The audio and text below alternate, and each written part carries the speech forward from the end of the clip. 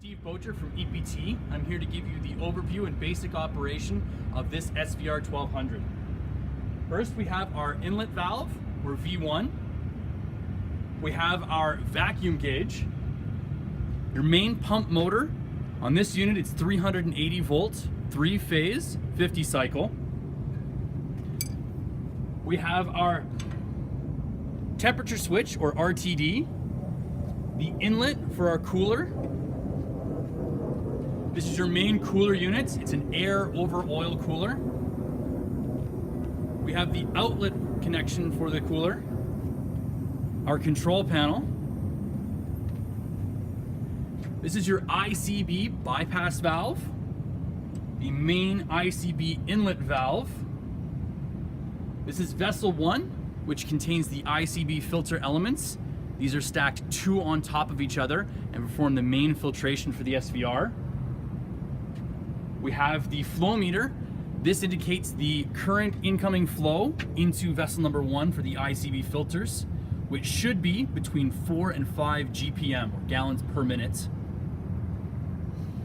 We have the outlet for the ICB, which feeds into vessel number 2, which is the post-filter vessel, which contains a high capacity particulate filter, and the skid outlet.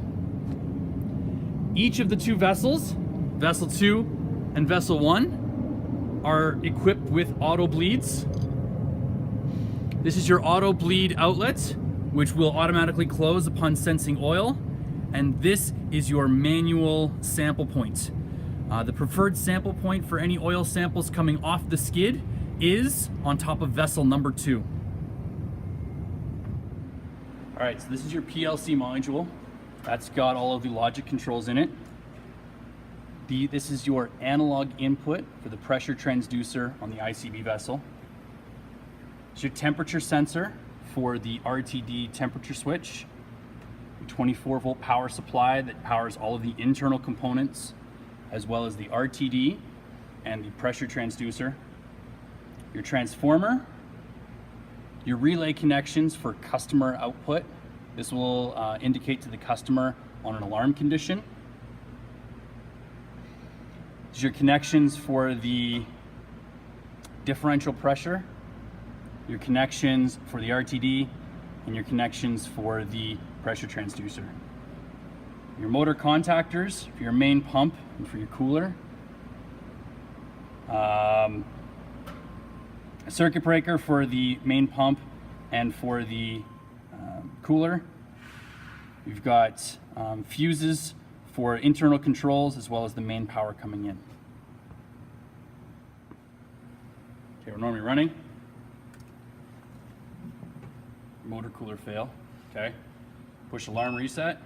That light goes off. Push escape to go back to your normal menu. Okay. On the front panel is your stop. This is your start to start running the unit. This is an indicator light only. Indicates that the main motor pump is running. It's an indicator light only. Indicates the cooler is running. And your alarm reset. So before starting up your units, you need to make sure that the motors are running in the correct direction. In order to do that, you're going to perform a bump test by pressing the motor contactor for one motor at a time. So for the main pump motor, depress this just for 1 second. You can then check your pump and see which direction the fan is running. That will indicate which direction the pump is spinning. You can make sure that that aligns with the decal on the outside of the pump.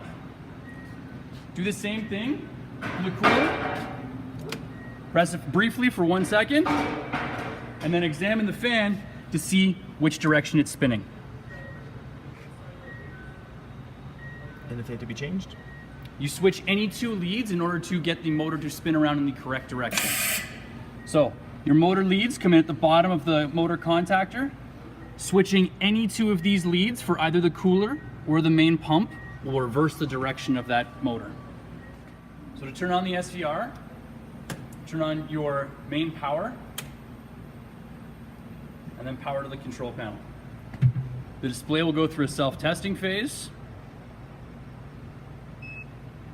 and then it will go back to its default display of displaying oil temperature and current oil pressure. Okay.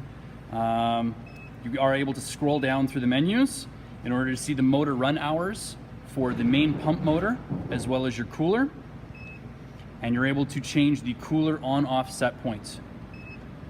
So right now the cooler is set to come on at 75 degrees and turn off at 70 degrees. You press enter, you can change this number to whatever value you desire. Press enter to get out of the adjustments, and then if you press escape, you get back to the main menu. What's debounce time?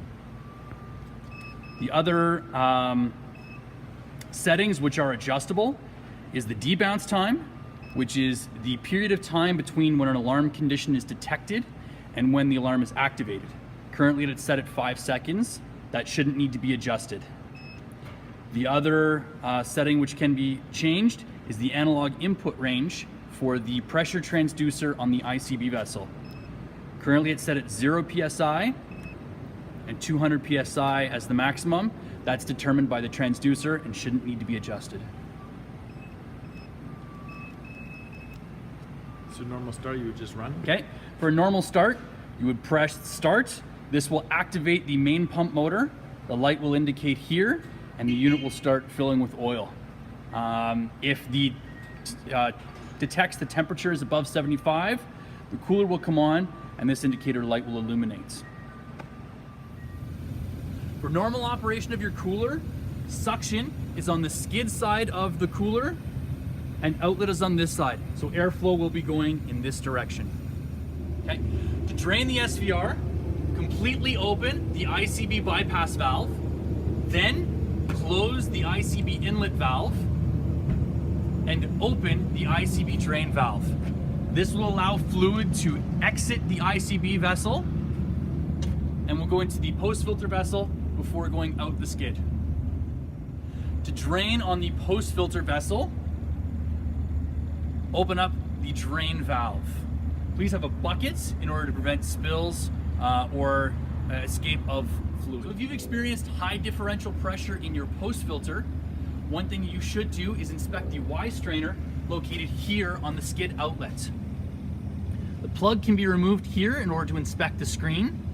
Before removing this plug, make sure that the SVR is disconnected and all pressure has been dissipated. Thank you for listening to this basic overview of SVR. If we can be of any assistance, please feel free to contact us. Thank you.